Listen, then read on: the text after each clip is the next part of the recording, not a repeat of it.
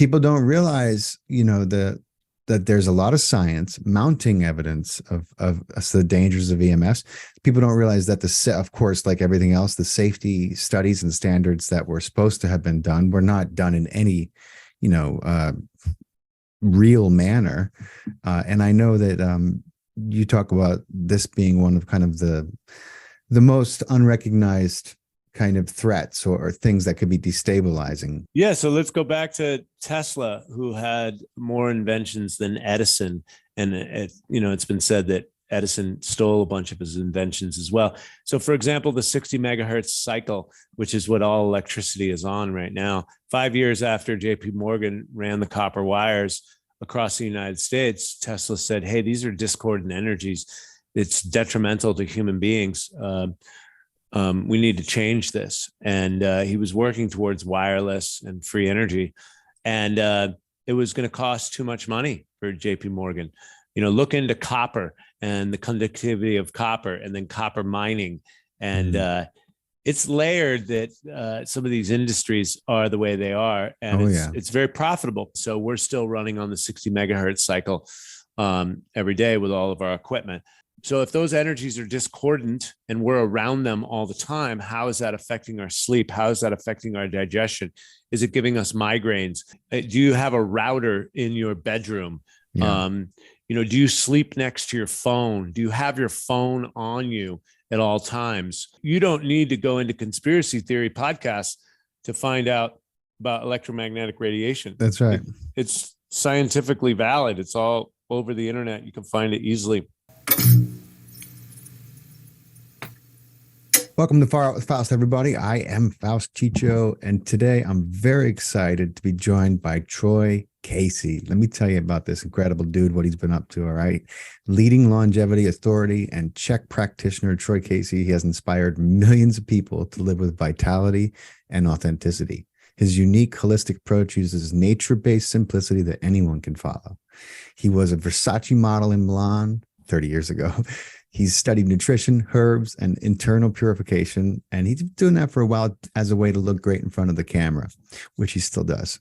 He's scoured the earth for the most powerful health and healing methods, working with indigenous tribes in South America. He's studied ancient meditation techniques as well as yoga practices, and more recently at the world-famous Czech Institute, working closely with the one and only Paul Chek. His new book, Ripped at 50, A Journey to Self-Love, which I don't know why I hold this up. My editor always puts the picture in, but which I have read and highlighted extensively. It's like hot cocoa on a freezing day, guys. It's so good and so easy to read. I read it in like three days. It was great.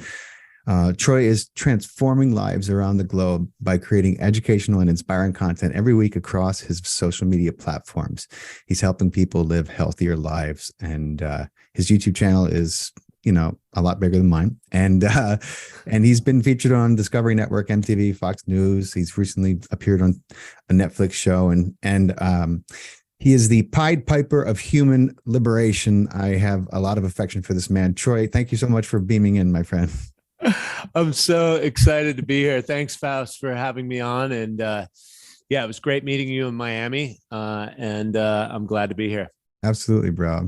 I appreciate your time. I know you're busy. Dude, I was just telling you, I loved your book, man. It was so good. I related on so many levels. I was thinking to myself, my God, if I had ran into you 20 years ago, what trouble we would have got into. Get in the Cadillac or get the fuck out of the way. Exactly. It would have been bad. But man, what a transformation and what a journey that you've had. I was just, I was really taken in by the book. I feel like I know you a lot more now. And of course I do, because you get very personal in the book, but I think a great place to start would be, and I have this in common with you as well, is how kind of meditation came into your life and really helped you. You were struggling with addiction at the time. And I have a little experience with that as well. And meditation really was, it it did things for me that I couldn't find in any help groups or anonymous groups. And so I would love for you to talk a little bit about that point in your life and how meditation changed things.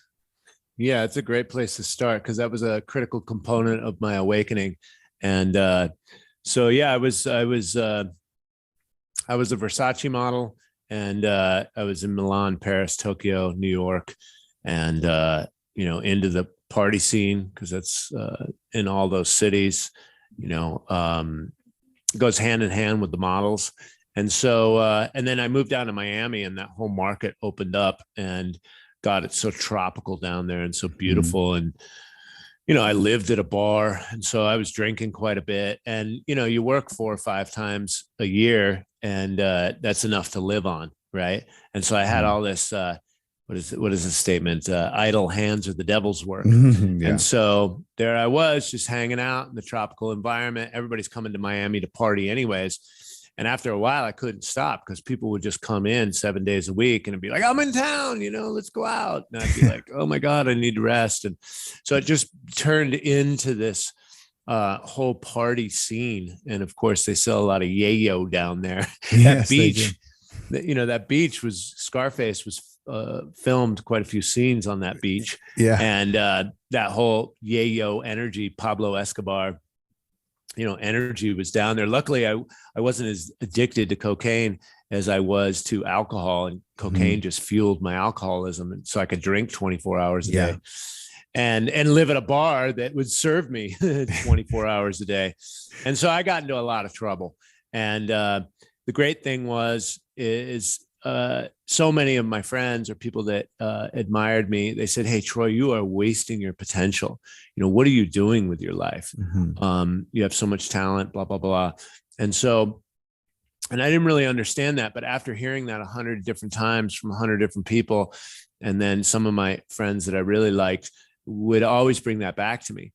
And so eventually I started really examining that and looking at that. And I ruined a couple of relationships as well.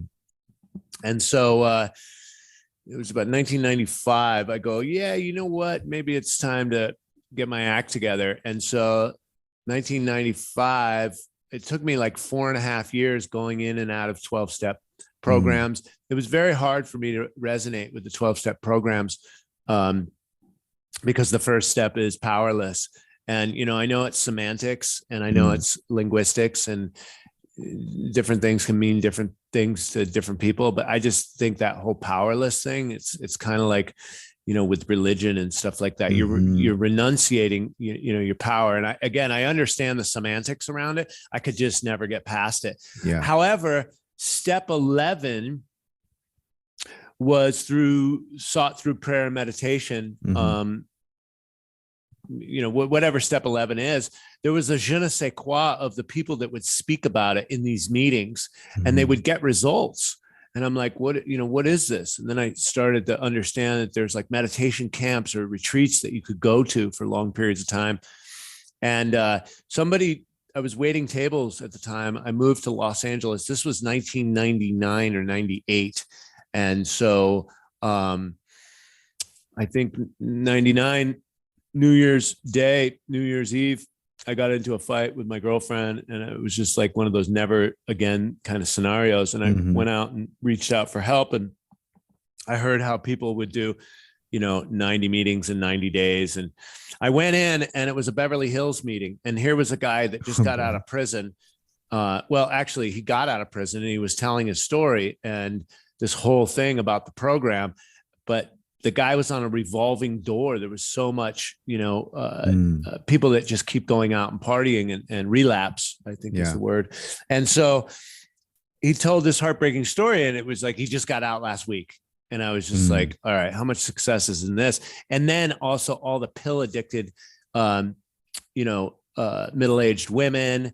And it was just a mess of sickness and mental illness. And I was just like, you know what? Never again. But something about step 11, told me and helped me. And then I started to search that out. And a few months later, a waiter turned me on to Vipassana meditation. He's like, it's the granddaddy of all, meditation courses. It's 10 days in silence. I'm like, 10 days in silence. And so I sat my first one, like it happened in clockwork. Within a month, this was before the internet. So this guy downloaded or got the information from, printed it out. well, he got it from, it was mail away. So you send an application away, and then they mail you back the pamphlets. And I'm reading the pamphlet crying. Right. Oh, wow. And so I was like, okay, this is for me. Signed up for it. 10 days. Oh my God. It's like a tractor trailer full of stuff that's just weighing you down. Boom, was released. And not only that, but the physical manifestation, your issues reside in your tissues, is one of my statements that I always like to say. That it was like a burden on my back. Even my femur released from my hip. After 10 days, there was a huge pain, and it was all mental, because eventually it just dissipated. Yeah. And that changed my life. That was 1999. And I practiced Vipassana and meditated 2 hours a day for 6 years straight. I sat 11 courses in silence, and that helped me a lot. I eventually stopped meditating as much. In general, even to this day, my methodology is to be as aware as possible throughout the day. So complete meditation at 100% of the time, just being as aware as possible and present. So that is my ongoing meditation right now. But Vipassana saved my life for sure. And that was the first part of my awakening. That's amazing. You know, it's amazing to hear you. It's so funny when I remember reading Dr. Joe Dispenza's book and just weeping. And there was nothing emotional about what I was reading. It was, you know what I mean? Like it was about quantum physics. It was about changing. It was why it's so difficult for humans to change. But, and I just kept, wiping my eyes, and they weren't sadness tears, but they were just this profound knowing that I'm holding in my hand part of my salvation, like, on a subconscious level. And it was I'll never forget it, because it was just like, I'm like, wow, I'm like reading this book, and my soul is really letting me know that I have something very important in my hands. And I feel like that's like when you had that pamphlet in your hands, something like that was going on with you too. I didn't, it's just a crazy phenomenon. Well, they talked about the mental defilements and at the root level, and how the awareness, Vipassana, which is mindfulness, and there's sensations going on in the body at all times. The alarm clock tickles the inside of our ear, and we awaken. The mosquito swats us at night. We scratch it all night. But we're still asleep, right? So at what level are you awakened? Right? I think there's this fake woke culture out there. It's like, at what level are you aware of your digestion? Are you aware of your breath? We're always doing breath work. I've become quite famous on the internet for my Breath is Life course. And the bottom line is breath work is not a mystery. It's inhalation, exhalation, and then we're always doing it. So how aware are we of it? And so it's just this deepening layer of awareness. And the invitation to work with Certified Health Nut and Man Clan and Ripped at 50, all the men's work that I'm doing, the invitation is always to go deeper. It takes time. And a lot of these concepts are like, wow, too much, too quick, but that's fine. Just get some good sleep, get some high quality food and water, and some nature, and all the pillars that are in my book. And it doesn't have to be this esoteric element to wake up. Yeah. No, it doesn't. It doesn't. It has to be an awareness, but it doesn't need to be, like you said, you don't need to have your body painted in some, ritual. I mean, if that's what does it for you, fantastic. You know what I mean? But that's a big thing, is like, people are like, they get a little apprehension about the whole woo-woo, and that's why I love people like kind of, Dr. Joe Dispenza, Greg Braden, Bruce Lipton, because they use their academic and intellectual understanding of certain concepts, which bring people in. And then they come for the science, they stay for the spirituality, because of course those two are married. which a lot of people are in denial about, but that's another conversation. And I try and yeah, I get that, Faust. And I try and dumb it down even further, because my objective is to simplify it and distill it for the modern day warrior. And so, nature heals everything. So how much can we get into nature? I got a video coming out on my YouTube channel about, how to meditate in nature, which should be self-explanatory. Yeah. But just putting yourself in a quieter environment, grounded to the earth, surrounded by the nature spirits, the animals, the insects, and the plants, the foliage. Here we have giant cactuses and little shrubs and stuff. And so the bottom line is when you put yourself into that as much as possible, natural food, natural water, your life begins to harmonize. The harmony comes in there. The frequency and vibration of harmony comes in there. So the more we can get back to that, walking is a good movement meditation, right? Rhythm and flow. Qigong, I teach Qigong. So the more rhythm and flow that we can bring into our body kind of externally or physically, it's going to translate into more rhythm and flow into mental, emotional, and spiritual aspects of our being. Man, I want to learn Qigong. I wish I lived like close to you. I would start learning from you. Well, I dumb that down too. I make it as simple as possible. Qi means energy. Gong means practice. It's an energy cultivation practice. And I do the Zen swing where it moves every bone in the body and all the fluids. And so you do that rhythmically, 5 to 10 minutes for some basic healing, and then 20 minutes to heal any kind of major issue consistently. So I challenge people to 100 consecutive days. So if you just do the swing, and you can find this all over my YouTube channel, that's just one move you can do. And as you do that, I have other moves either in my courses or free videos I've made on YouTube. And you just do simple harmonic movements, harmonize the breath, and just dumb it down. Yeah. Take the energy of the universe, open up the diaphragm when your arms go up, and then exhale slowly, sweeping the energy through the chakras, right? You're cleaning your energy field. Tesla said to understand the universe, you have to understand energy, frequency, and vibration. And so very simple, guys, just get back to the natural elements. Yeah, man. Your nine pillars are... You guys got to read his book. We won't have time to cover all 9 of them, but they're fantastic. I finished your book like 3 days ago.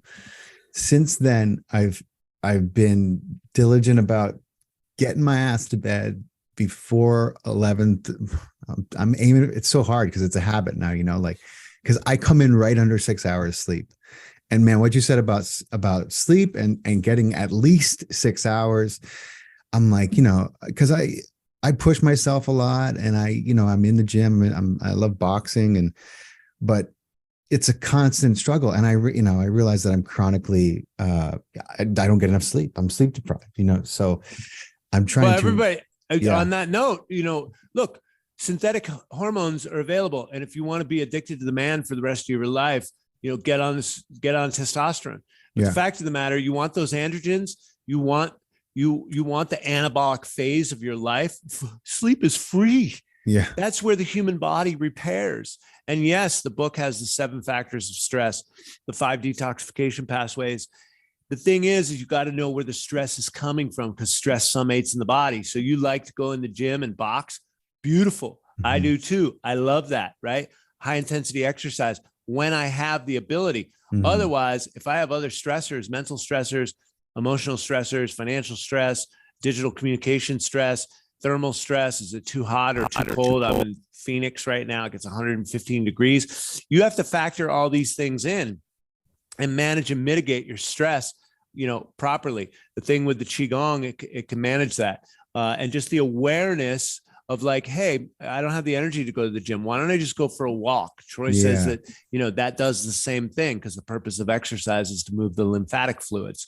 So it's good that all spoke to you, my friend. And I literally did that. So 2 days ago, I literally didn't have the energy, but I was like, I'm just going to go for a walk. I grabbed my dogs, and we walked about 2-3 miles, and and I felt great afterwards. And I was like, man, I literally I was like the part of your book where you're like, just walk, it just came to me. And so I was like, all right, I kind of was feeling bad about myself for not exercising. I was like, I'm just gonna go for a walk. And it felt so good, to consciously go for a walk. And my dogs, they had a great time, and they don't get long walks like that as often as they should. So it was great, man.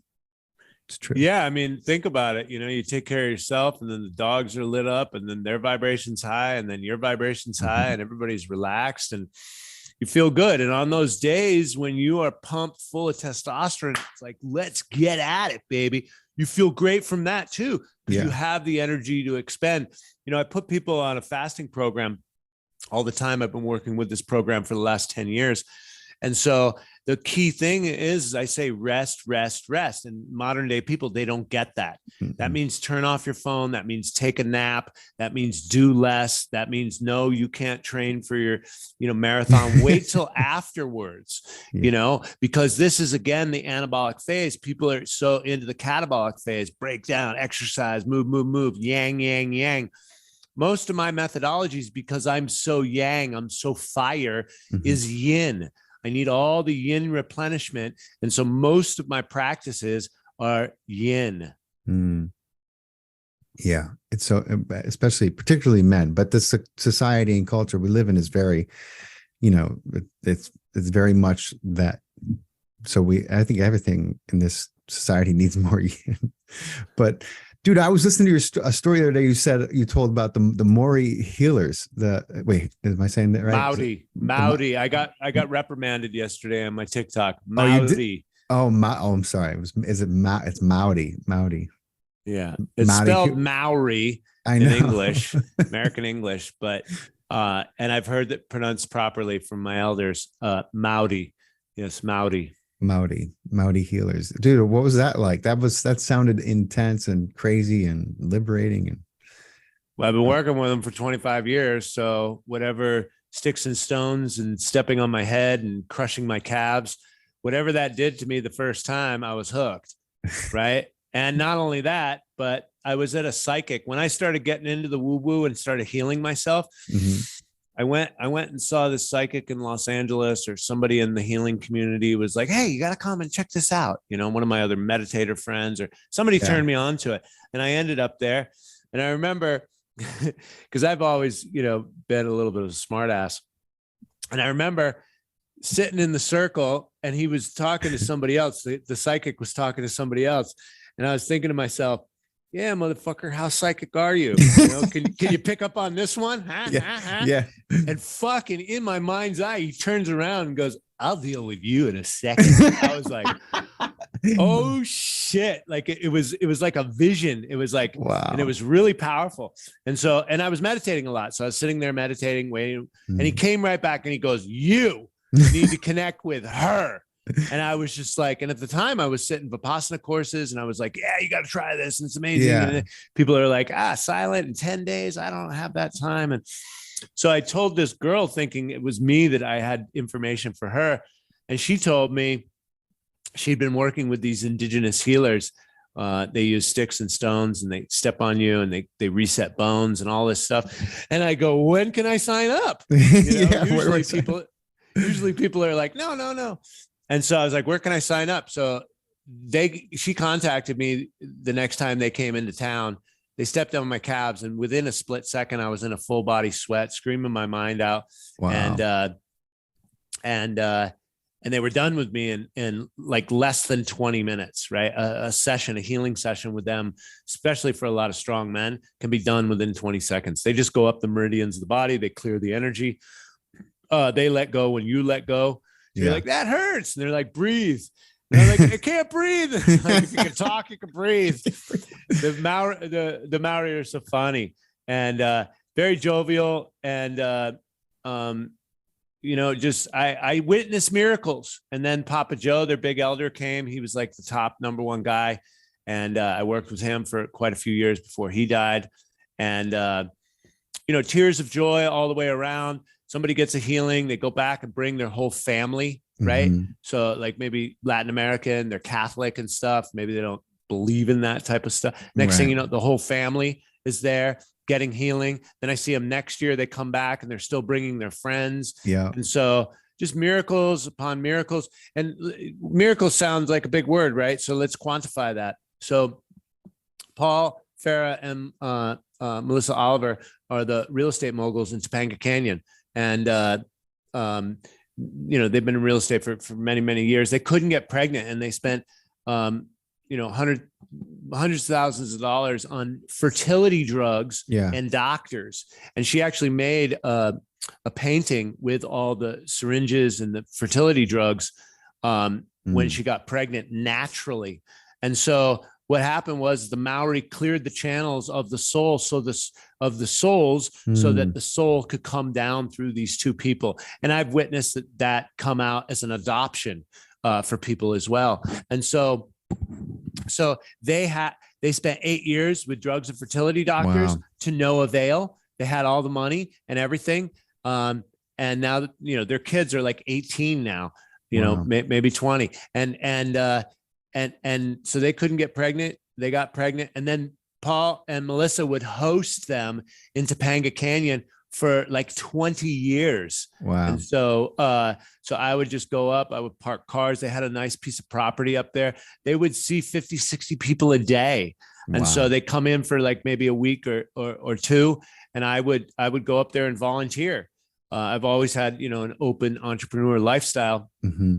And I would go up there and spend 8 hours a day parking cars, just doing whatever I could to serve and witness those miracles and be of service. And so the Maori healers, and I've gotten good medicine from all indigenous people that I have studied with, the Shipibo in the Amazon, and then of course the Lakota up here as well. Yes, the Lakota. I'm a huge fan of. My life has been changed by the Shipibo tradition. By that culture. In Peru, that they're based in Peru, the one that I'm aware of. I know you've had some, and you write about this so well in your book, some remarkable experiences with plant medicine as well. It can be such a profound thing. The experience, I know it's more common than ever, and you do have to be a little more careful than ever when you're looking into different retreat centers. But if you're called to it, man, I encourage anyone who's listening to at least investigate if you do feel a calling to it. Some people, I always tell people, I was like, I cannot, this is not something I can sign you up for. You have to put yourself there. I can't drag you to this because it's a commitment. The funny thing is, you say, calling. I was working with an herbal company when I first saw pictures of the Shipibo. And I just remember there were beautiful photographs of these natural people in their colorful garb. And I knew that they held the ayahuasca, and I was sober at the time, right? I was 6 or 7 years into my sobriety. And I'm like, I felt called. I actually cried just looking at this literature, and the company would facilitate trips to any of the successful entrepreneurs. It was an herbal company, and I was one of their distributors. And I won a contest, and they would take a handful of people down there a year to meet their vendors, because the Shipibo would harvest the medicines. Like Ipururu is good for inflammation and to get lactic and uric acid out of the body. And there would be, when we went upriver far, there would be Ipururu everywhere. Wow. And so they would harvest that. And then of course, these were leaves. Some are stems, some are roots. These are leaves. Leaves grow back, right? So we had a methodology for saving the rainforest by keeping it intact, not replanting it, which doesn't work with biodiversity and millions of years of ecological development, right? So we wanted, our mission was to keep everything intact and allow the natural stewards of the land, the Indians, to harvest these medicines that were renewable, instead of clear cutting the forest for whatever lumber and oil interests. And so, it was a beautiful experience. And then, of course, I went down there and I experienced the ayahuasca as well. Yeah, remarkable experience. I know that that would eventually lead to the 9 pillars. After many years of kind of integrating what you've experienced, which is hard to explain to people who have not experienced the medicine, but that's kind of what it takes. It's playing a long game with you and your journey and your healing. So it's a little hard to articulate, but part of the book that we've been referring to was greatly inspired by an experience that Troy had in a plant ceremony, an ayahuasca ceremony.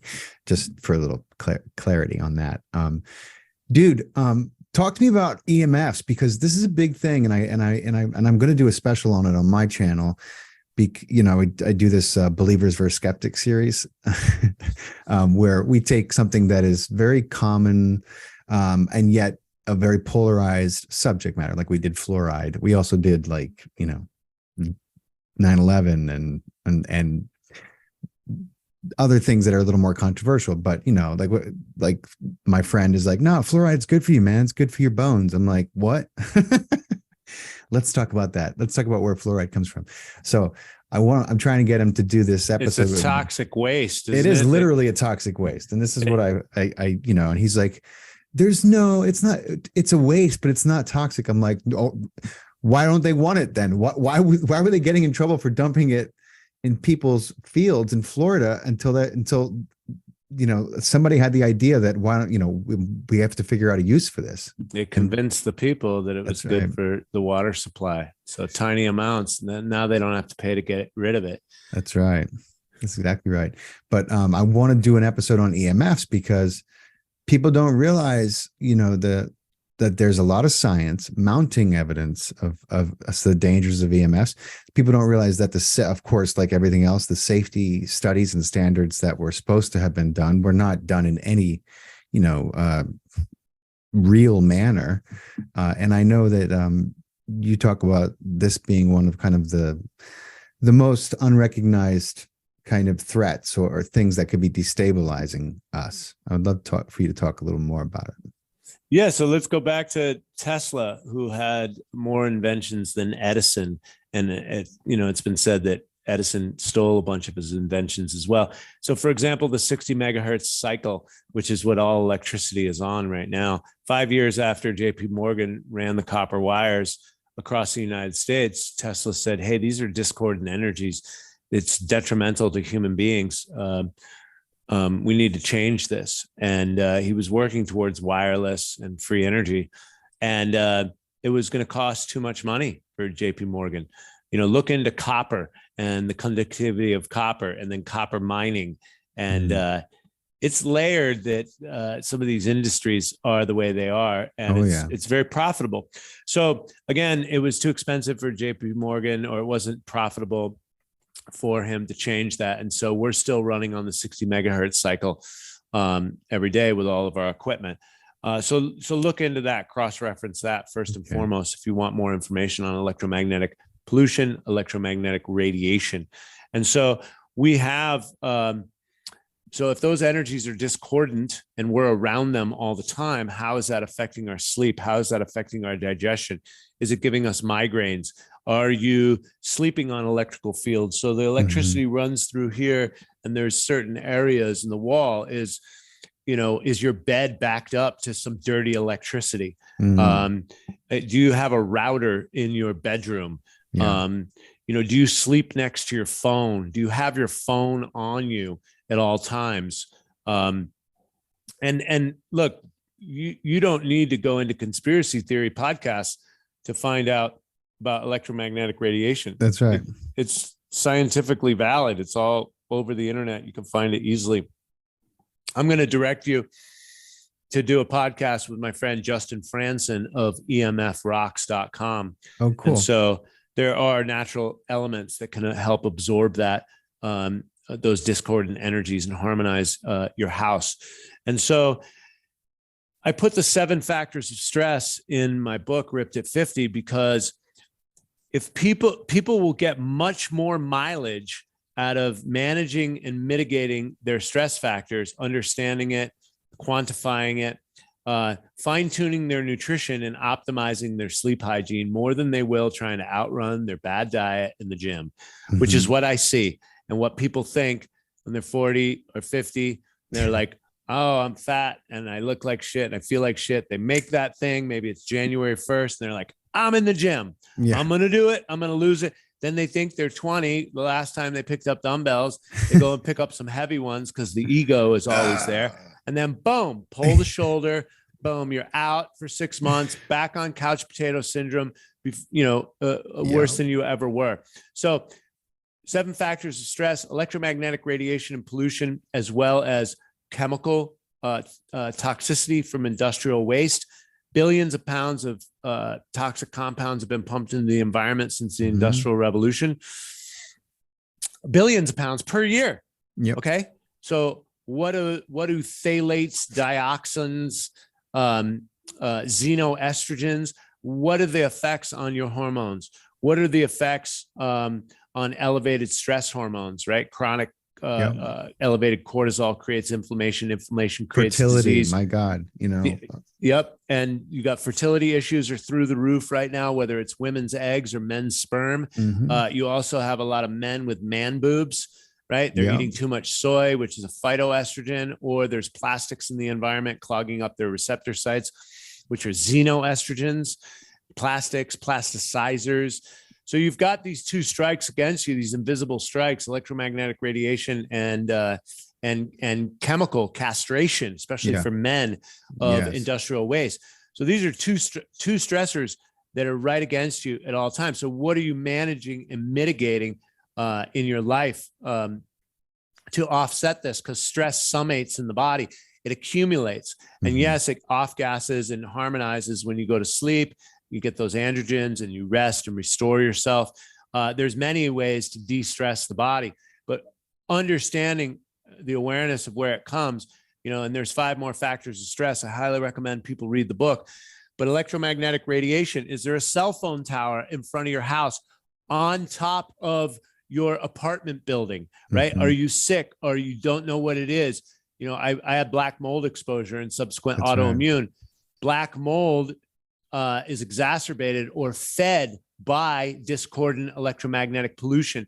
Wow. Dr. Klinghardt did this in his laboratory, and he found that ambient Wi-Fi in his laboratory grew the black mold and whatever bacteria that he had in there by 600%. He put a Faraday cage over it, and the stuff died in the petri dish, right? Yeah. So these discordant energies are allowing other microorganisms to proliferate. And so if that's the case, manage and mitigate your EMFs as much as possible. Keep the things away from your body, turn it on airplane mode as much as possible, and really get honest with yourself. Look in the mirror, look in the toilet bowl if you want to know what's going on. Doctors will take your money, but cut, burn, and poison is their methodology. Yep. And that may or may not be right for you in that time, but understand your options and be your own doctor. That's what you want to be. You don't want to abdicate your responsibility to other people. I teach my children that. Me too. I teach myself that. And then when people ask me, who's their doctor? I'm their doctor. Right. They're their doctor. And so, people don't like hearing that because they've abdicated their responsibility, and they're brainwashed into thinking they have to give up all their power for the man in the white coat.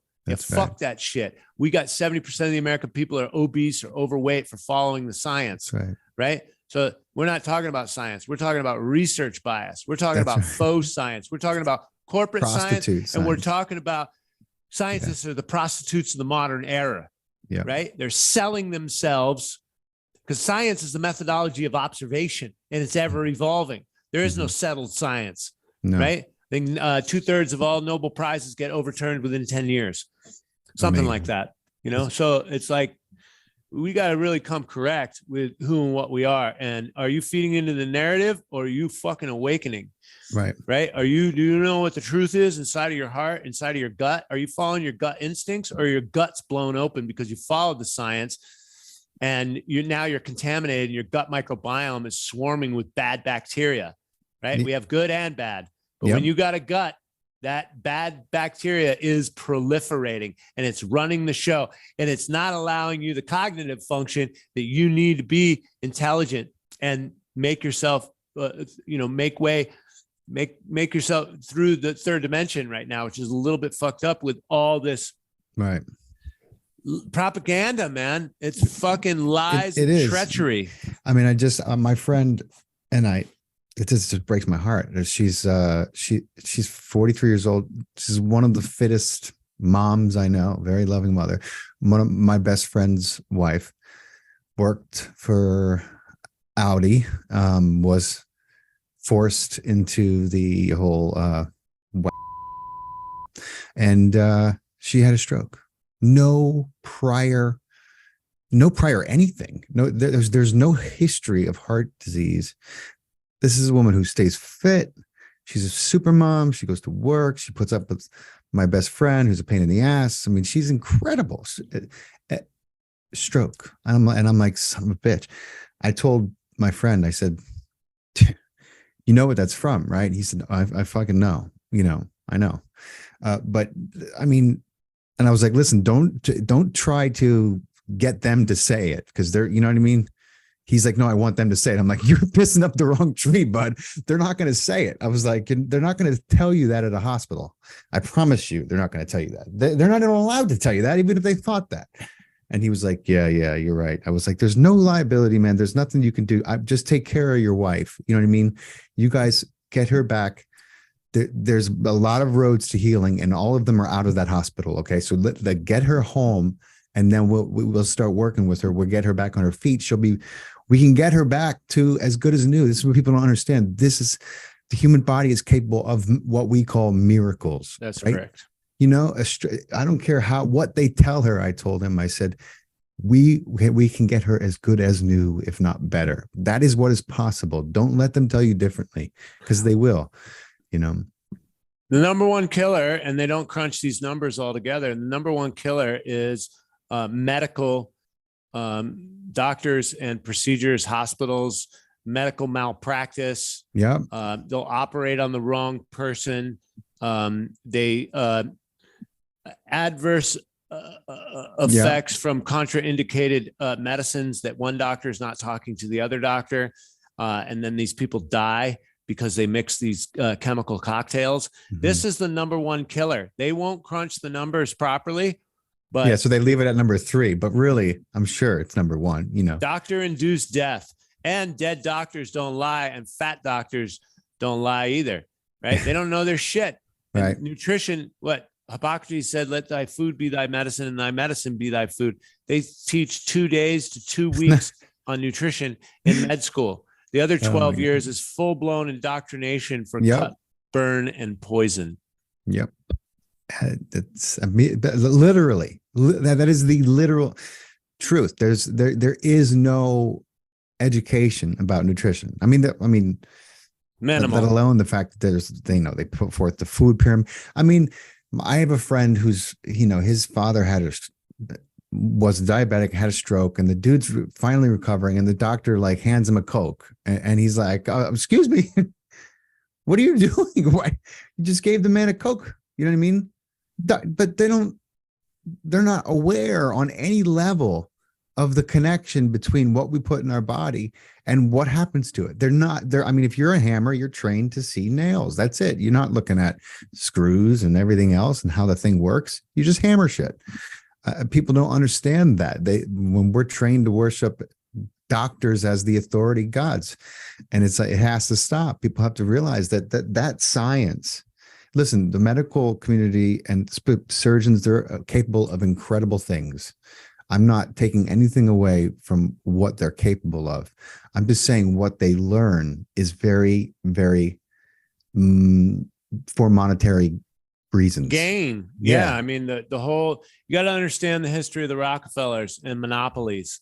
Yeah. And understanding the American Medical Association, which they created, the UN, the WHO, all Rockefeller Foundation, elements. It's for full control and monopolization of the people. And so there's a great documentary on YouTube called Rockefeller Medicine. Really understand your history.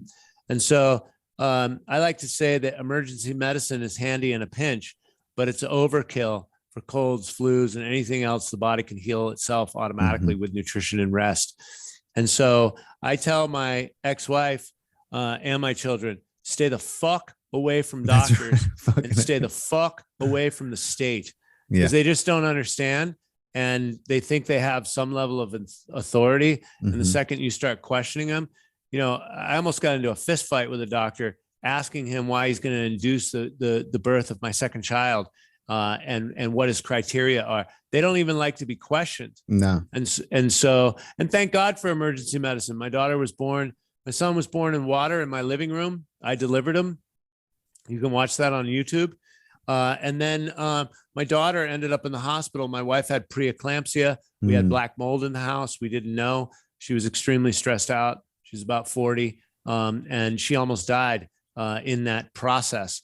Yeah. And my daughter survived, and we were born in the Ronald Reagan section of UCLA. It was a big marble building. Somebody gave a lot of money for this place, and I'm so grateful for that. Right. She was in the NICU for 5 days.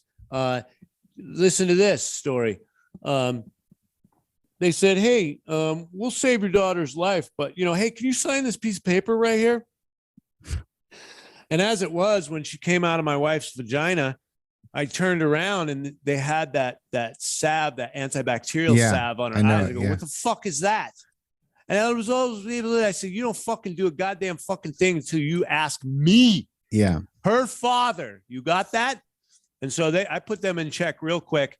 And then she went over to the NICU, which, she needed to keep up her blood sugar and her temperature. And they had all this stuff hooked up to her. And they approached me and they're like, "Hey, can you sign off on this paperwork?" And I'm like, "Yeah, no. Why? What's in it for me?" Yeah. "What's in it for me? Oh, you guys go on autopilot, kill my fucking child, and you're not liable?" Yeah. No, fuck that. And fuck you. And they didn't like that, right? They didn't like me. They didn't like anybody questioning the system. After a couple of days, they sent somebody down from HR, and our whole directive was get baby latched to mommy on the breastfeeding and get the fuck out of.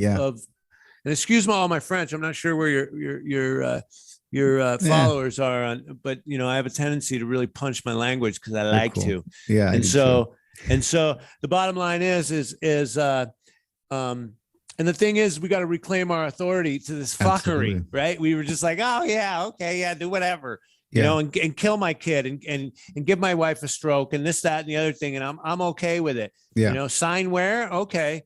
No, I'm not playing that game. So anyhow, to make a long story short, as we brought up before, doctor-induced death, hospital-induced death, malpractice, etc., is very common, super common, because everyone has bad days, overstress, too much caffeine, not enough caffeine, whatever.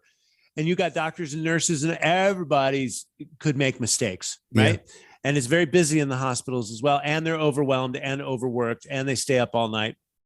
And they could be taking medical drugs like fentanyl or speed or any other shit that they got their hands on, right? Sure. A lot of those drugs and nurses are drug addicts because they have access to the pills, Mother's Little Helper, Valium, et cetera, et cetera. So the bottom line is these people were now walking on eggshells because they had a liability on their hands, not my hands, their hands. And so we were very successful 5 days in the ICU and then we got out. So grateful for the hospitals, but again, super vigilant so that I have a healthy child that comes home with me, not a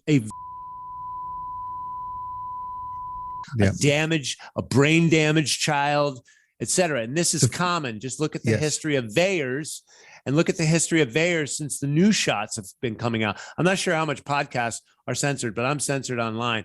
But can you talk about?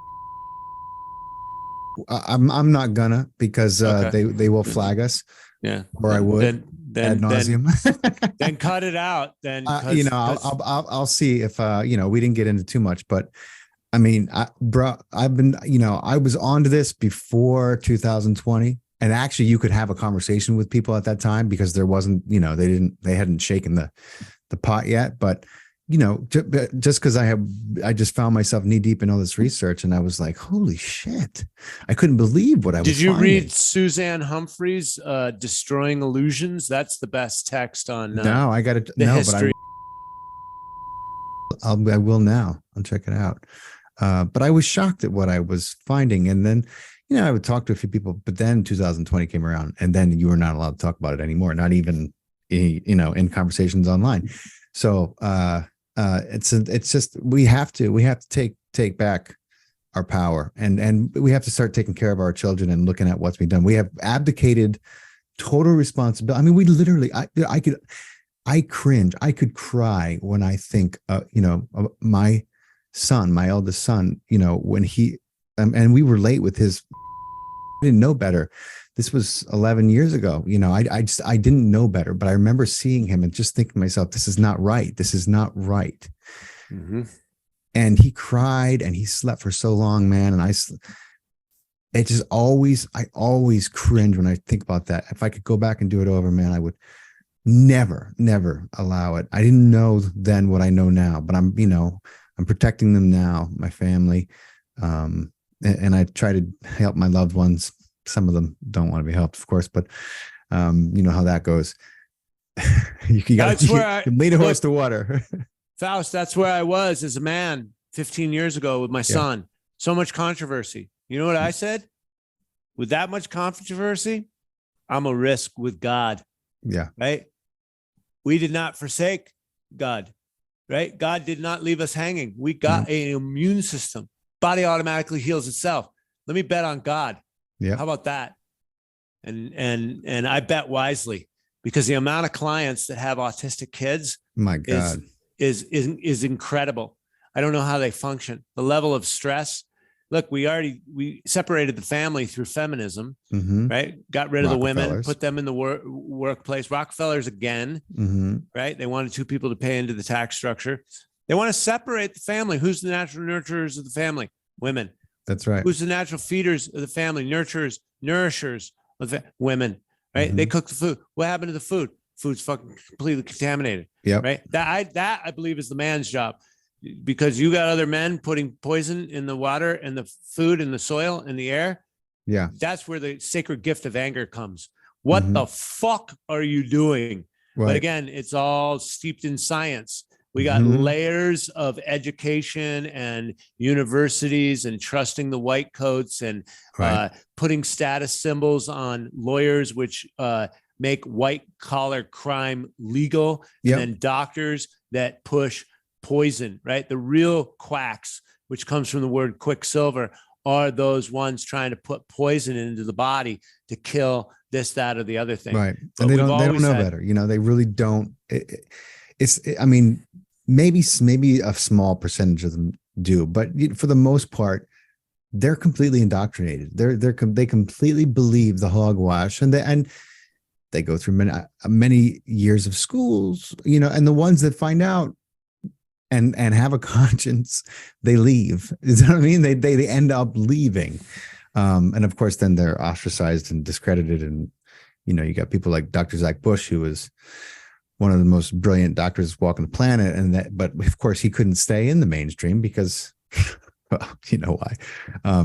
But my God, man, it's like, so much has to be done. But it all starts with the same thing. We have to take back our responsibility for ourselves and stop trusting these systems. We trust them with our babies. My God, what can be more fragile than a newborn baby? And we study the Constitution. That is your property. Nobody can fuck with your property. So study the Constitution. Yeah. I got guns since I moved to Arizona. Not that I want to use them or probably will use them, but at least I got them. Yeah. And my kids know how to use them. My kids know how to speak up for themselves. They started putting that critical race theory bullshit their fucking classrooms about a year ago. I told my son, you stand up, you teach the class, you have my permission, you need a meeting with the teacher. I'm respectful, but your education is paramount, and your proper teaching is paramount. And we're not feeding in any of the shit. He's a mixed race kid. And so we're not playing any victim consciousness games. We are here to stand and be counted as men, as mankind. And we ain't taking the bullshit. And so, it's. Do the same thing with my children. My wife is Colombian. I'm like, you are of mixed ethnicity. So you have to understand that, and you have to understand the world that we live in. It's the lessons never stop. My 8-year-old is, he's not so interested yet. My 11-year-old is all ears.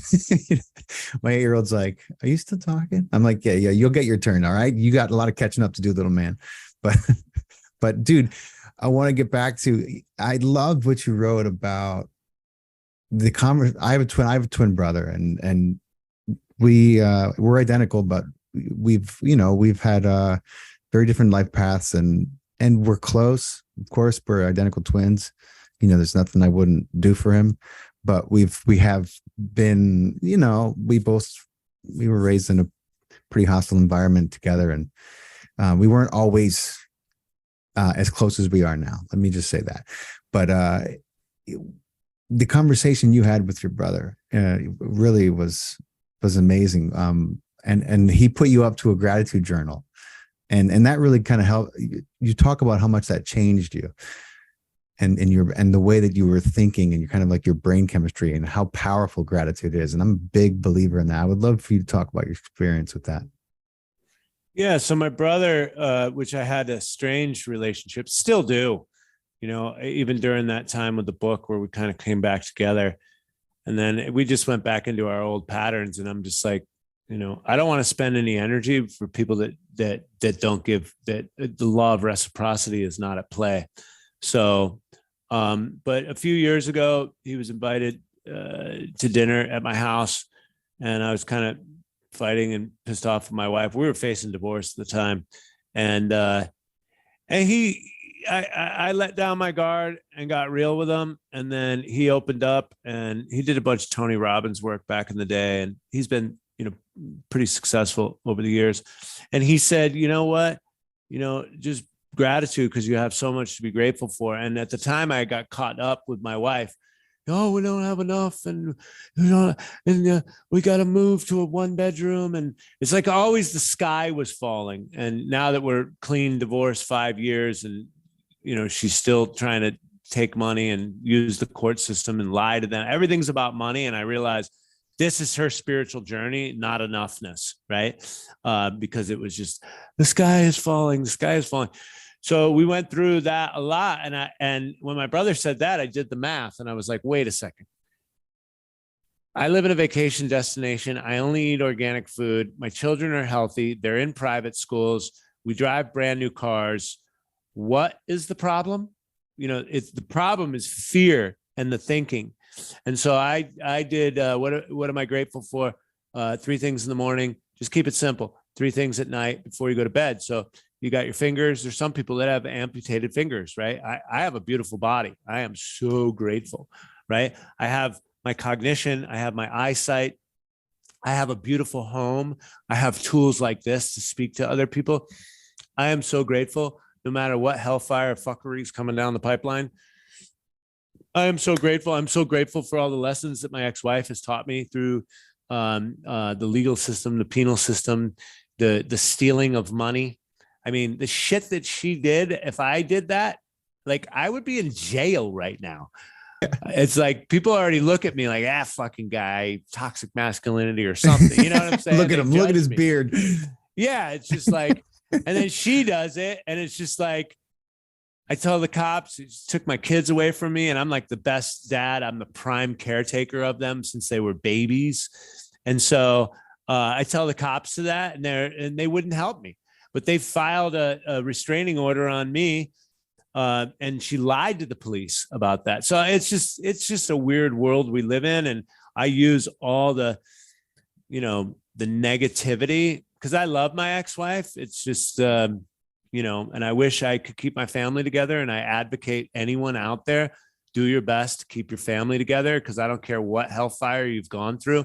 Forgiveness is a component, and you guys can get over it eventually, especially if everybody puts down their fucking shit and really start going back to their traditional roles.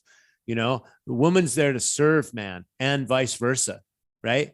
And it comes into that surrender of servitude and that, letting go of the ego. And especially if you have children, it's like, put your fucking shit aside. Everybody's got a bad day. And then what's your fear? What's your programming around money? What's all this stuff? Why don't you do your work on your side of the street, and I'll do my work on my side of the street. We'll come together as one and have the family. And also growing old, you want a partner there. You think I just want some young chick, go have another family? No, I already have this one, and I have to deal with it. And so I just don't think we're cognizant. We got the porn mind, And then we've got the hookup culture, right? And then everyone, oh, I want abortion and I want my abortion rights. And, basically what you want to do is just go be an immature human being, and throw a temper tantrum when things don't go your way, right? Have no responsibility, no work ethic, no discipline, fat as hell, unhealthy, programmed by the machine, questioning other people's motives and judging them when you have no integrity. You have no excellence within yourself. And I talk about this because this is a large majority of the population, right? Yeah. And it's been said in the Bible, it's going to take about 144,000 to shift the consciousness. And we're well on our way. The consciousness will be shifted within the next 3 to 5 years. We're talking quantum leap. There's big shift coming down next year. Yeah. I mean, I am, I'm hopeful, and I do know it's coming. Hold on one sec. We'll let this, whatever massive machine is outside my window right now. I don't know if you can hear that or not. No, I couldn't hear. Okay. So let's not worry about that. It's something sound like a lawnmower and a weed whacker. We're having a fight. There's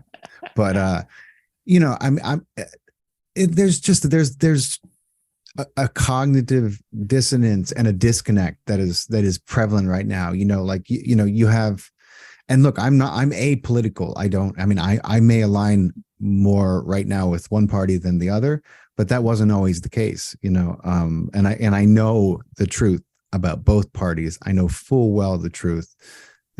To call them both parties is really, the differences are very spur of the moment. They're for today. Whether they'll be the same tomorrow is another story. But I don't know how you can say that you have integrity and say that you have self-respect when you imagine yourself to be pro-human, pro-rights, pro-civil liberties, some kind of activist, and yet you are supporting a party that is literally instituting censorship on a level hitherto never before introduced into American society and culture.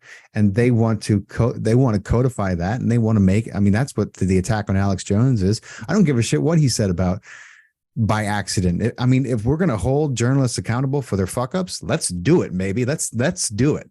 Let's make them all liable. Then we'll start with Fox News and CNN and make our way down to MSNBC, and we'll go back and, if we're going to do that, let's do that. But what they're doing to Alex Jones is they're eradicating independent news sources, especially ones that care for trying to report the truth. Independent thought. Yeah. And so thought police, that's what they want. It's, people think that Orwell wrote a piece of fiction, but it wasn't. Unfortunately, he was doing a bit of profiting. I think his father worked for MI6, right? Or he did, or something like that. Must have, man. It seemed like he had some insider knowledge. Yeah. Yeah. Look, freedom is slavery, baby. It's unbelievable, man. I'm like, how do you do that? How isn't what can be more anti-democratic than the destruction of freedom of speech? If you can't speak, you can't do anything. You can't change anything. You can go on about, abortion rights, and you can go on about racial injustice. You can't if you can speak, but you cannot go on about any of those things if you can't speak. So right. So you're putting the cart before the horse. Anyway, that's my spiel on that stuff there. Life's a trip, man. Life is an amazing trip. And I like to throw it in the philosophy that this is, this is just the big cosmic joke. This is God laughing at God for getting it ate a sheet of acid and now is waking up to like, oh yeah, I'm God. That's right. I forgot. And so they talk about this in the Vedic scriptures, the big cosmic joke, because otherwise then I'm just an activist and just somebody who's bitter about everything. And I'm so excited and grateful to be alive and laughing at all the fuckery and buffoonery that, hey, look, I'm full of fuckery too, right? I got my own shit going on, right? I got my own negativity. I have, my own shortcomings. I do my best to come correct with it as much as possible.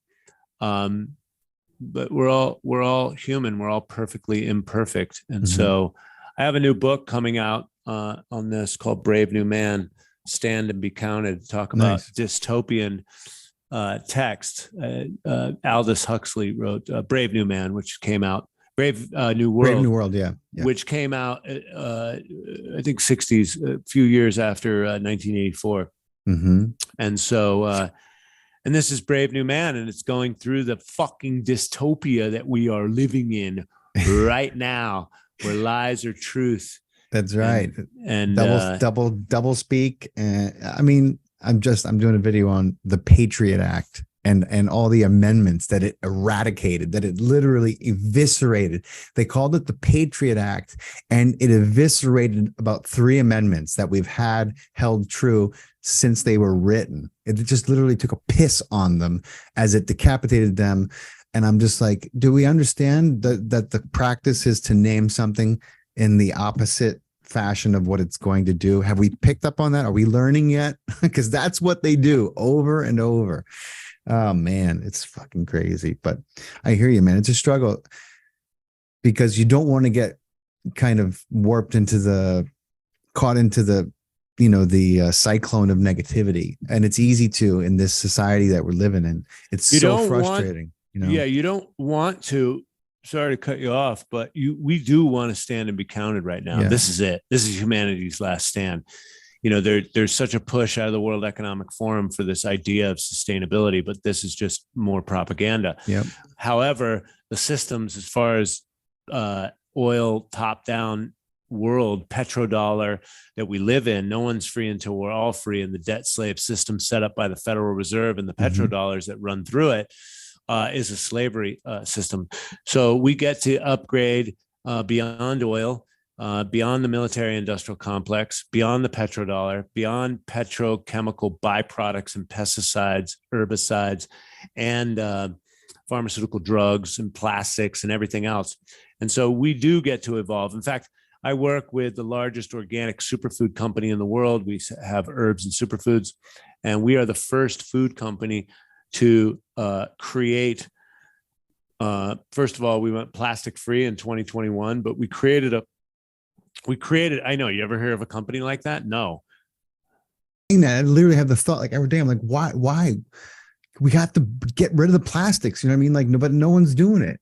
So we did it. Purium is the name of the company, and you can go on my website and find out more information about it. But we created, so our plastic jugs for our wheatgrass and spirulina, they were about this big, and it would take a warehouse to fill up a month's supply of stuff that would go out. It would come in and go out, and it would take up so much warehouse space.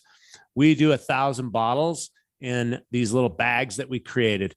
And so 1,000 bags is like this much space in the warehouse. Wow. So it's tree sap, hemp, and bamboo it's made out of. And it biodegrades within 2 years into the ground. And so plastic-free, Purium, organic superfoods, very innovative company. So we do have solutions, right? Yes. Moving forward, innovation has always set us free. And that's where we're at. This is going to be the biggest wealth transfer that the world has ever seen. We're already seeing it. Attention is the new oil. So you got social media stars, Kylie Jenner, she's 20? She's a billionaire, right? And so this is the new oil, and authenticity is the new currency. Yes. And so the world is changing, and most people want it to be harmonized. And then I think a lot of people are going to die, as they already are, and death is a part of life. But a lot of people are going to die for abdicating their responsibility, for getting these poisons into their body and manifesting into this problem, that problem, etc. And so death is a part of life, so we can celebrate death. Absolutely. I wish people would celebrate more life, but you know what? They're caught up in just fear. And so I recommend people celebrate death. We're all going to die. I mean, death is just another part of life. There is no real death. No, right? There is no real death. And I say this all the time,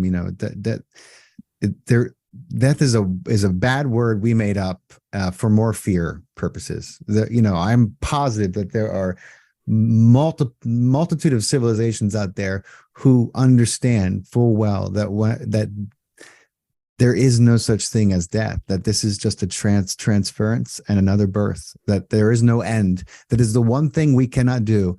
The thing we're afraid of most is the one thing that is impossible for us to do. You cannot end. That is not, even the simple laws of thermodynamics will confirm that for you skeptics. You energy cannot be created or destroyed, right? Where do you think you go when you, quote, die? I mean, you don't just stop. That's for sure. For that answer, please find your way to some 5-MeO DMT Bufo alivarius. Sign me up, man. I've never done 5-MeO. I've only done regular, and I'm fucking trying to find some, but I'm in a weird place right now. There's not a lot going around here. Well, I can send my guy out from LA. He's pretty committed. That'd be awesome. I'm going to be close to LA in January. Maybe I'll give you a shout. Yeah, and if you wanna host him, I'm sure he's open to that as cool. well. And so, where are you at? I'm in Georgia. Okay. Yeah, I was in New York City for 22 years, 20 years, 21 years, and now I finally got my family to fuck out, and we're here. What were you doing in New York for 20 years? Well, I was an actor and a filmmaker, and so I moved there after college. I was training in a conservatory. I got my master's in acting from the New Actors or the New School for Drama. New Actors. That's the famous one. They changed the name then in the middle. Juilliard? Not Juilliard. No. The New School, the New School for Drama. I got my master's there, and it was the Actor Studio Drama School, but they kicked them out because James Lipton was a douchebag, pompous prick. He was a pompous prick, but I love the city for so long. I love the theater. I did a lot of work in the theater and made movies, and but it just changed. Everything changed. The industry changed. The city changed. I changed, thank God, and I just don't recognize it anymore. So it's not that I don't like it. It is what it is. But I just don't. I'm not called to it in any way, and I'm much happier here in a house with a yard. I got my dogs. One of them sleeping back there. She's out cold. Yeah, it's great, man. It's the air is so fresh here. It's fantastic. Same can be said about me in Los Angeles. I never thought I'd leave, and I left as soon as the lockdowns happened. I knew it was coming, and I know the quantum leap in consciousness is still coming. That was the beginning catalyst of it. I'm wondering if you know my friend Drew Giles, because he's an actor in your neck of the woods in Atlanta. He's well trained. He's very good, and I would say, obviously you got your podcast and your media that you're making, but don't let go of all that training, because we need people in the media making damn good media right now. And so I'll connect you with Drew. And his name sounds really familiar. I feel like I know I've heard his name. I just don't know if I've ever met him. He did a werewolf movie, which is very, stylized and stuff. But even that, I think he put together $40,000, and it looked damn clean for $40,000. And very stylized with that much makeup and stuff like that, genre. And anyways, I'll connect you guys too. Cool, man. And I just like working with other content creators, especially filmmakers, because they know how to make beautiful stuff. Yeah, man. I know. I don't. I still. I still think about it, and I still got. There's a few movies that I feel like are worth making that I'm still kind of in talks with the producers and the screenwriter about. So, I don't close the book on too much. I try to keep an open mind about things. And I did, I got after 22 years, I got pretty damn good at acting. So I don't want to just throw it all away, because it's fun for me at this point. I mean, being on TV is overrated, but making movies is fun, especially when you're the one making them. You're not just the actor in it.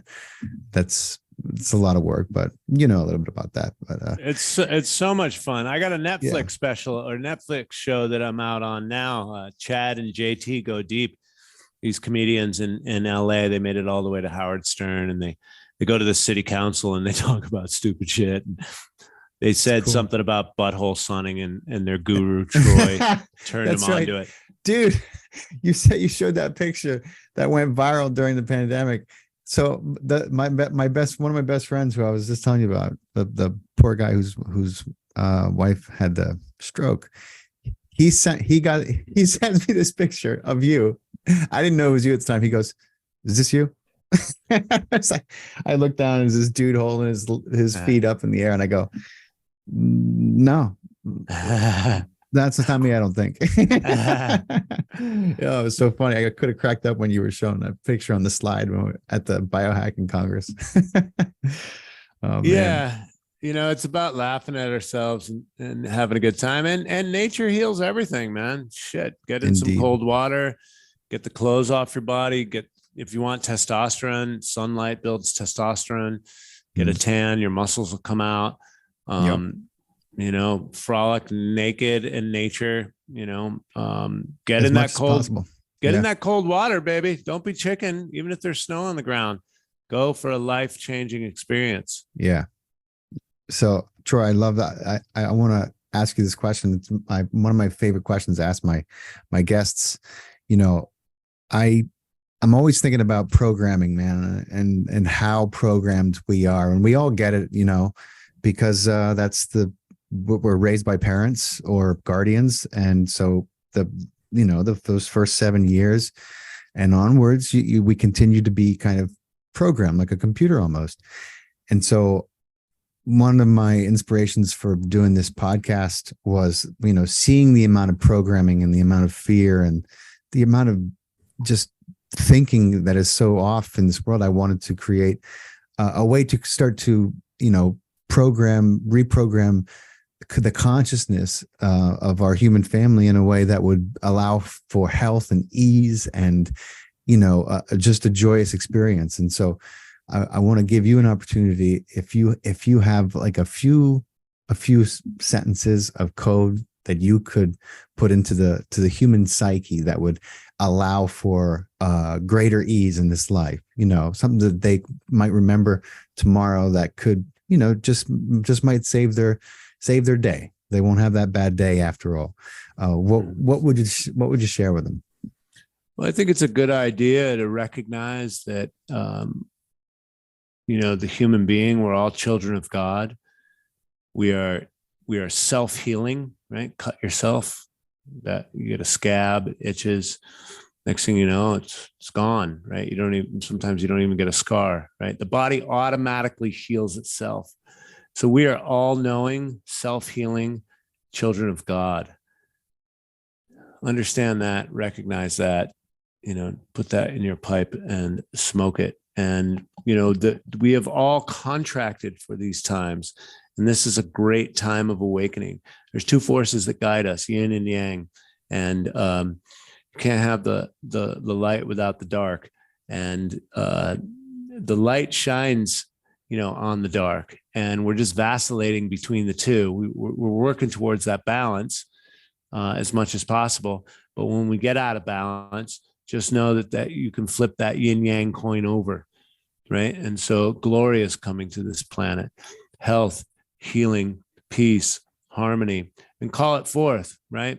I'm here to tell you that you are the miracle that everyone is looking for. You are the sound of reason. You are the solution that everybody's looking at. Fauci, what's he going to say next? Is it Donald Trump, or what about, Joe Biden's going to do something for us? No. Go look at that fucking mirror. That's right. You are the miracle that everyone is waiting for. So clean up your side of the street, right? Make your bed in the morning. Show up with excellence. Serve, give to receive, right? The more you give your natural God-given talents, your gifts that the Creator gave you, the more that you can give those, the more happy you will be. They don't teach you that in school, right? They teach you how to sit down, shut up, consume, conform, and comply, and take from the world before it takes from you. Bullshit. The world is abundant. Ever see a fruit tree or a pistachio tree or a strawberry bush or a tomato bush? Fucking world is abundant. Right? We just we got far away from that, started working for these factories and corporations, and we disconnected our family, and we put our women to work and all that other stuff. Supposedly automated everything, but actually everyone's so fucking busy. My mentor would say, busy doing what? Yeah. No, I hear you, man. That's beautifully put and so important, man. You know, it's like I tell people, next time you meet someone and you're just thinking, oh, I wonder why I met this person. You're like, I wonder what they're going to do for me. Why not ask yourself what you're here to do for them?